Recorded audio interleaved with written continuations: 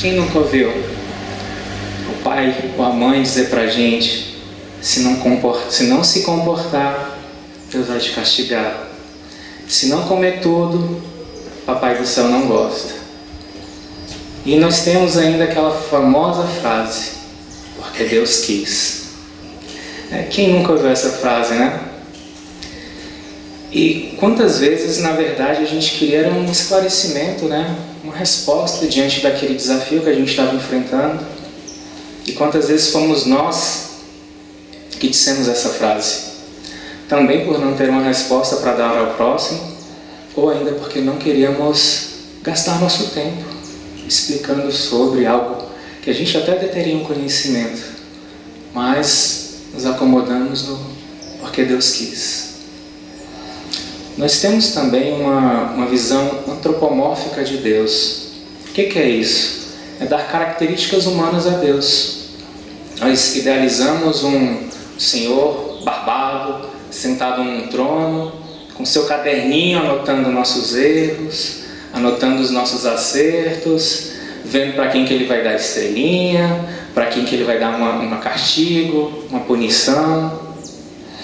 E assim por muito tempo mantivemos uma relação fria, distante, sem intimidade com Deus. E agora a gente está nesse processo de desconstruir essa visão, de desconstruir essa relação limitada. E é importante a gente trazer isso à tona sem medo, né? Sem medo de ser castigado, sem medo de ser punidos, e assim impulsionar essa mudança na busca desse relacionamento. Nós estamos no momento de aprender a nos relacionar com Deus para que Ele não seja um encontro apenas de sábado e nos esqueçamos dele durante a semana. Estamos no momento de nos relacionar com Deus para que Ele não seja um ponto eletrônico que eu bato antes de dormir, uma prece ali que eu faço mais por uma obrigação. O Espiritismo, ele é esse consolador prometido de Jesus, que vem nos esclarecer, que vem nos tirar desses atavismos, romper tabus, nos trazer para uma fé raciocinada, que nos leva ao sentimento, que nos mostra esses recursos que a gente pode ter à nossa disposição para alcançar essa relação com Deus. E como a gente pode conseguir essa relação? E os Espíritos nos respondem isso, na questão 659 do Livro dos Espíritos. A prece é um ato de adoração.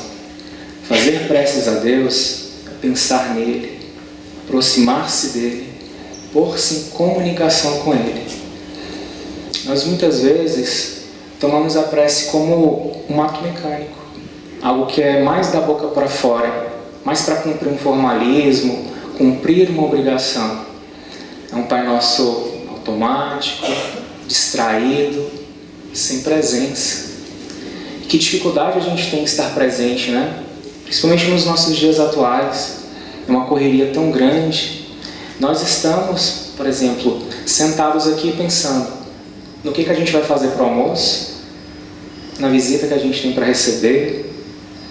Estamos no passado ainda, lembrando do trabalho que eu tinha que entregar e não entreguei, lembrando da prova que eu vou fazer, e nunca estamos de fato presentes, atentos ao nosso momento, estar aqui de fato. E a prece, ela tem essa capacidade desse convite de nos reunir. Quer ver um outro exemplo interessante? É quando a gente se reúne em grupo para um estudo, para um evangelho. Vocês já repararam como é que a gente fica quando alguém faz uma pergunta do tipo: alguém pode fazer a prece? Fica aquele silêncio no ar, aquele silêncio mortal, ninguém se manifesta, como se fazer a prece fosse quase uma punição. Poxa, eu vou ter que fazer a prece, né? E nós temos ainda aqueles irmãos que usam a prece para inflar o próprio ego, né? A prece dele é quase uma palestra de tão longa, cheia de palavras rebuscadas, mas vazias de intenção. E o que está por trás de tudo isso? Muitas vezes é uma incompreensão do que realmente é uma prece, o que realmente é uma prece proveitosa. Isso é fruto desse pouco ou nenhum relacionamento com Deus. E é importante a gente deixar bem claro que Deus não é um ser distante, lá longe, sentado no trono dele. Deus é próximo, Deus está em todos os lugares, Deus está presente conosco, inclusive dentro de cada um de nós. O telefone de lá para cá está funcionando perfeitamente. O problema é o nosso, que precisa de cuidado, precisa de reparo. E a oração é esse telefone, que nos ajuda a nos conectar com o Criador. E assim estreitar essa relação, alcançar essa intimidade com Ele, naturalmente, fluida, sem ser uma coisa forçada, de obrigação. Nesse primeiro momento a gente fala um pouquinho dessa questão da nossa relação com Deus, para a gente refletir. Agora vamos falar um pouquinho da nossa relação com nós mesmos, que também é um ponto importante nesse movimento da prece. Vamos imaginar o deserto. O que a gente tem de característica nesse local? É um local inóspito, bastante seco, quase sem vida, solitário. O deserto na Bíblia, ele é simbólico. Ele é um convite para interiorização, para uma experiência de escuta, de voltar para dentro de si, para um encontro íntimo com nós mesmos. Tá, por que falar do deserto? Há um elemento no deserto importantíssimo, principalmente nos nossos dias atuais, que nos falta muitas vezes. Esse elemento é o silêncio. Que dificuldade nós temos de silenciar e olhar para dentro, olhar para esse silêncio do deserto. O grande problema é que dentro de nós tem um barulho ensurdecedor, nos perturba, nos incomoda, porque por isso a gente está sempre fugindo, olhando para fora, E de que maneira a gente faz essa fuga? Através de um Netflix, Big Brother Brasil, de uma novelinha, de um dorama. Quem aqui já ouviu falar em dorama? É um dorama, que são as séries de TV asiática, são as redes sociais, jogos de apostas, o famoso tigrinho, a pornografia, é o sexo, são as bebidas, as drogas. Todos esses são exemplos de fugas que fazemos para evitar de olhar para dentro de nós mesmos. Porque olhar para dentro de nós nos causa uma sensação de solidão tão intensa e ao mesmo tempo uma sensação de que habita dentro de nós uma multidão. São muitas vozes gritando, muitos desejos, memórias tristes, grandes mágoas, perdas profundas, uma incompreensão diante da vida, uma voz julgadora que condena tudo e a todos o tempo inteiro. Quanto nós somos julgadores de nós mesmos, principalmente. Havia uma pequena cidade, e nessa cidade tinha um velho sábio, que sempre recepcionava quem entrava ali na cidade. Um belo dia, um viajante, ele se aproxima e pergunta para esse velho sábio: senhor, você sabe me dizer como é que é essa cidade aqui? Ele responde: ô meu filho, me fala como é que era a cidade de onde você vem. Ele responde, poxa, lá era um local horrível, difícil de conviver com as pessoas, era um povo fofoqueiro, era um povo que sempre queria passar a gente para trás, difícil de emprego. Meu filho, aqui a cidade é muito parecida com a que você vem. Aí esse viajante ficou bem triste, e seguiu pelo caminho dele. Passado pouco, apareceu um outro viajante que de igual forma encontrou com esse senhorzinho na entrada ali da cidade. Perguntou: ô meu senhor, o senhor mora por aqui? Você sabe me dar informação de como é que é essa cidade? Ele olhou para ele: me fala primeiro, meu filho, como é que é a cidade de onde você vem? Ele: lá é maravilhoso, uma cidade linda, um ótimo lugar para criar os filhos, tive grandes oportunidades lá, realizei muitos sonhos, e agora estou em busca de novos desafios, de novas oportunidades. Meu filho, então você encontrou uma cidade que é igualzinha a sua, que é igualzinho onde é que você vem. O viajante ficou tão feliz e entrou na cidade. O discípulo desse sábio parou, olhou assim para aquele senhor: mestre, vem cá, você deu 2 respostas para esses viajantes, qual que é a verdadeira? E ele responde: as 2. Nossa cidade não é diferente de nenhuma outra. As cidades são todas iguais, com pessoas rudes, amáveis. O que determina se uma cidade é boa ou ruim é a forma como você enxerga.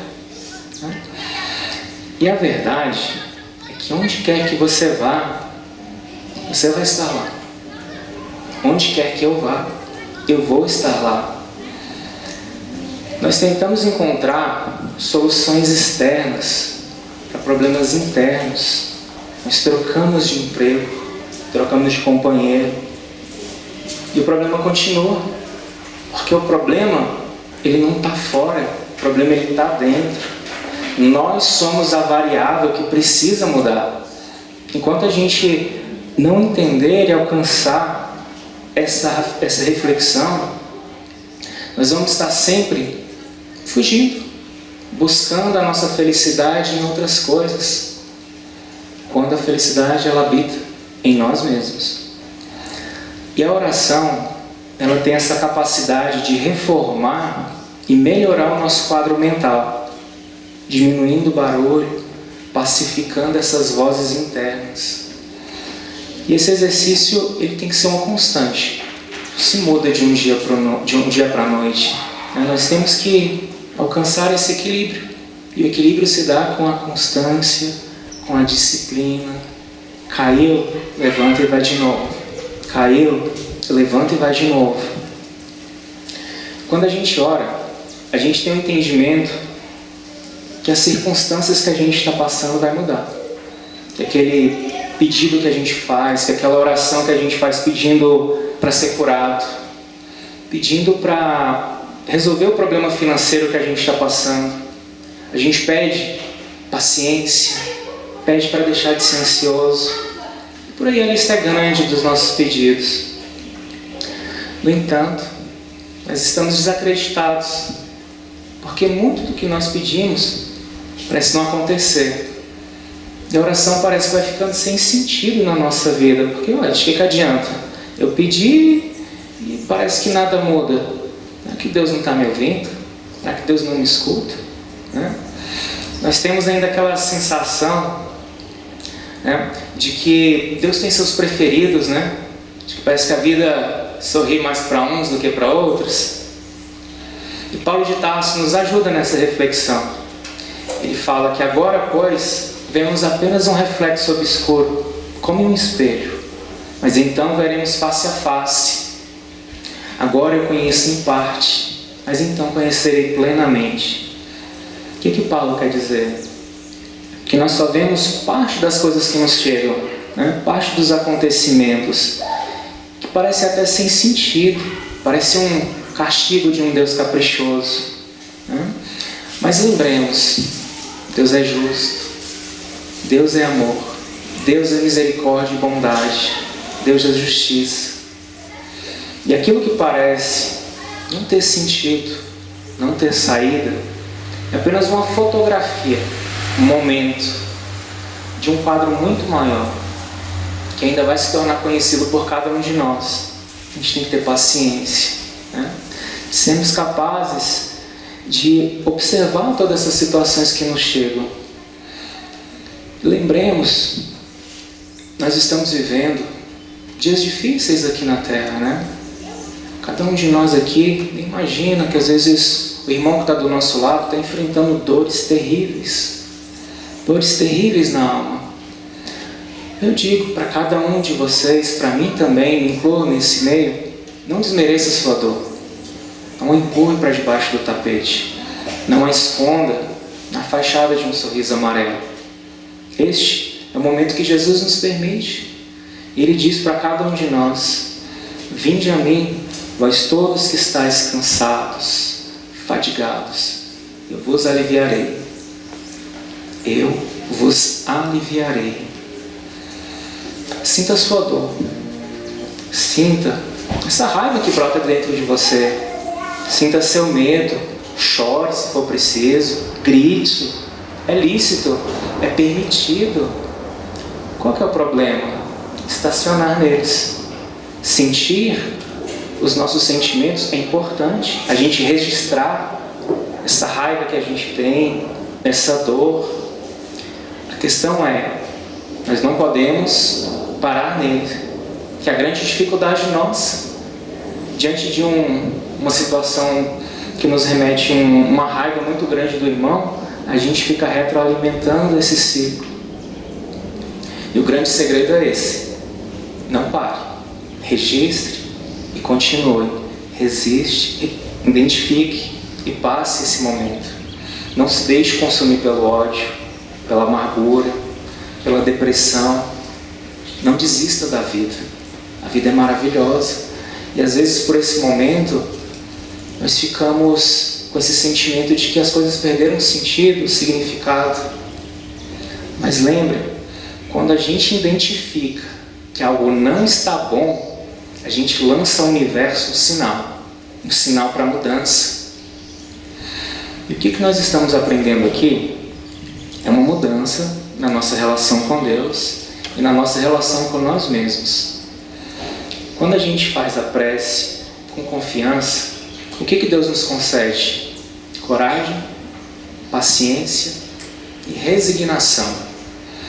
Deus nos concede os meios para nos livrar das dificuldades. A ideia que é sugerida pelos bons espíritos, eles estão sempre ali nos intuindo, nos dando o melhor direcionamento. E o que cabe a cada um de nós nesse momento? Agir, pôr-se em movimento. Deus, ele assiste aos que se ajudam a si mesmo.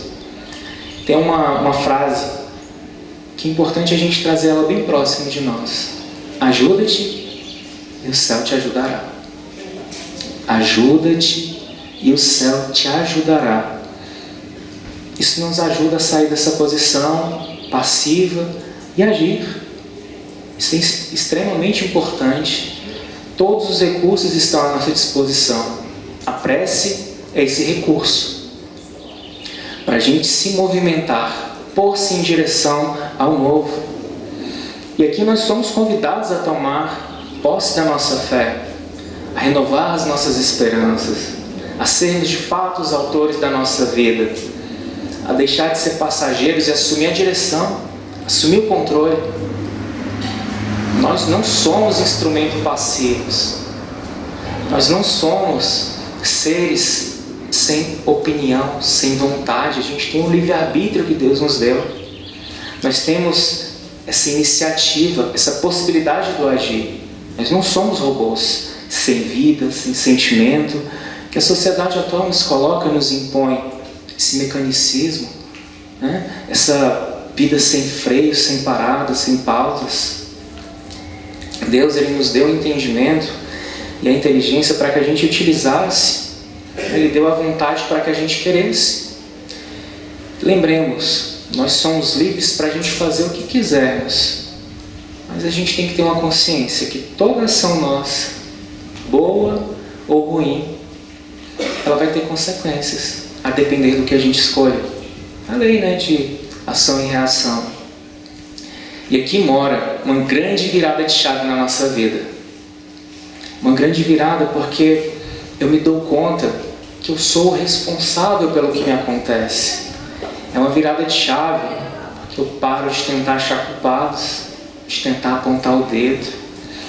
Eu tomo consciência que a felicidade ela não depende do outro.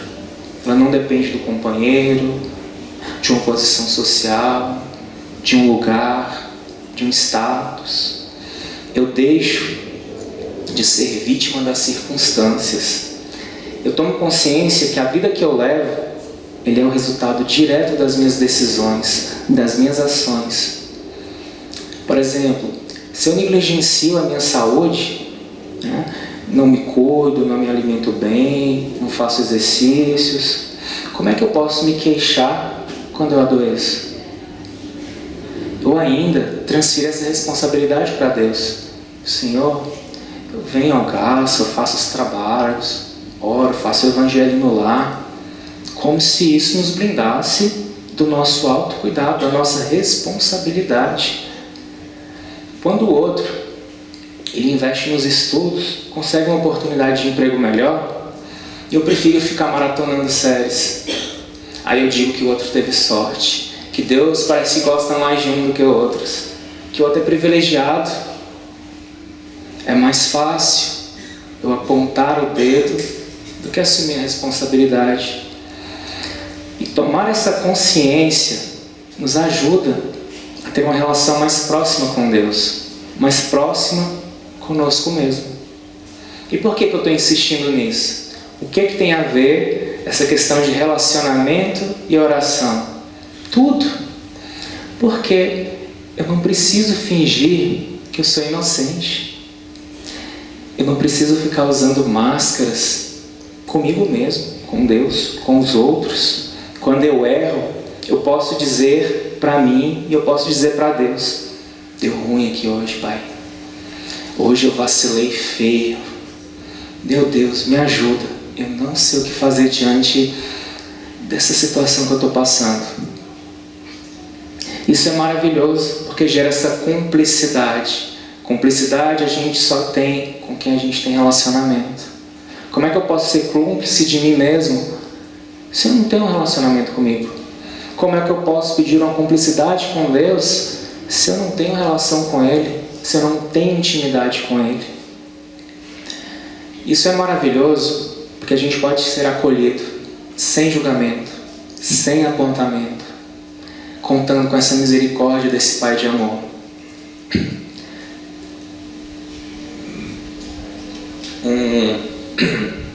Pigarrinho.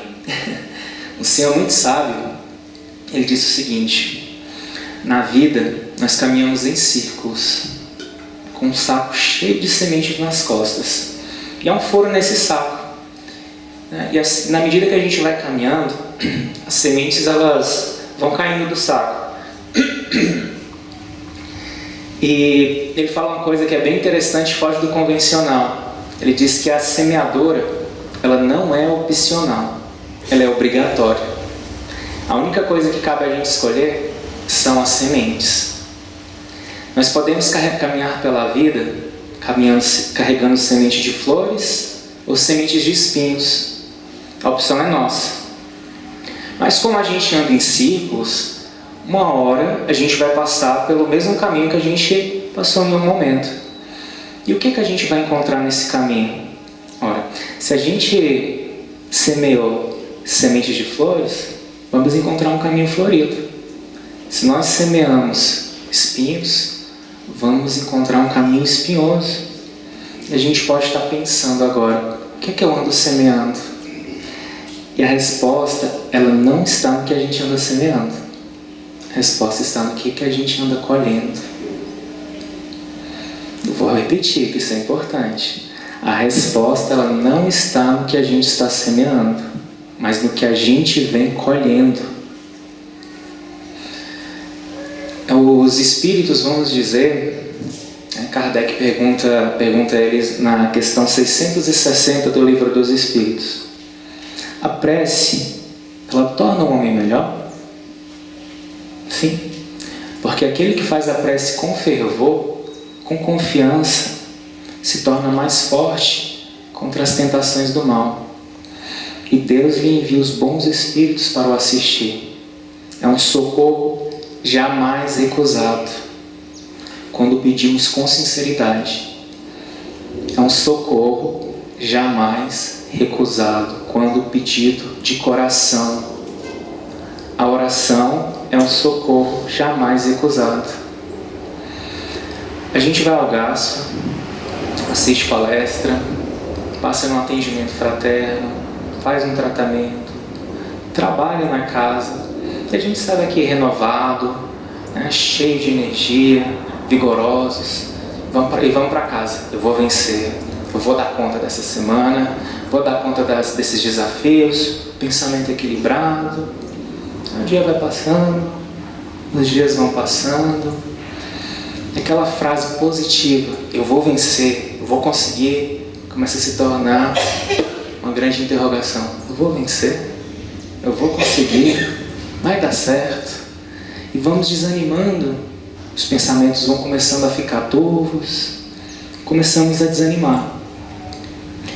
Quando a gente se vê nessa situação, é importante que a gente faça uma prece, retorne ao gasto, liga para um amigo, chame pelo seu mentor, pelo seu anjo da guarda, mas não se deixe envolver por esses pensamentos negativos.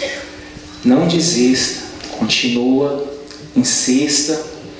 A gente tem que se lembrar nessa hora dessa nossa relação com Deus, dessa nossa relação com nós mesmos. Lembre sempre, você é o autor da sua vida, você é o autor da sua história. Nós sofremos influências dos espíritos o tempo inteiro, mas não são eles que decidem, somos cada um de nós. Que a gente tem esse poder em nossas mãos, nós não somos frutos do acaso, né?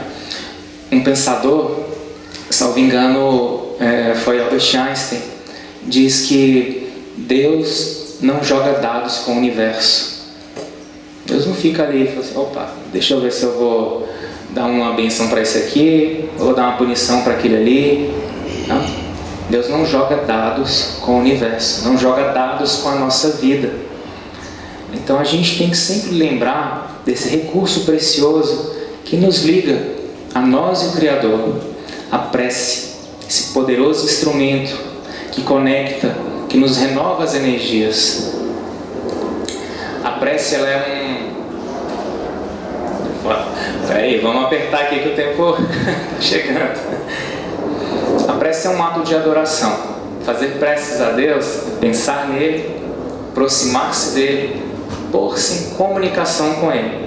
Pela prece a gente pode fazer 3 coisas: louvar, pedir e agradecer. Eu queria encerrar com uma frase de Chico. Se um dia te encontrares em situação tão difícil que a vida te pareça um cárcere sem portas, não desesperes, ore em silêncio, confie em Deus, esperando pela divina providência, porque Deus tem estradas onde o mundo não tem caminhos. Obrigado, gente.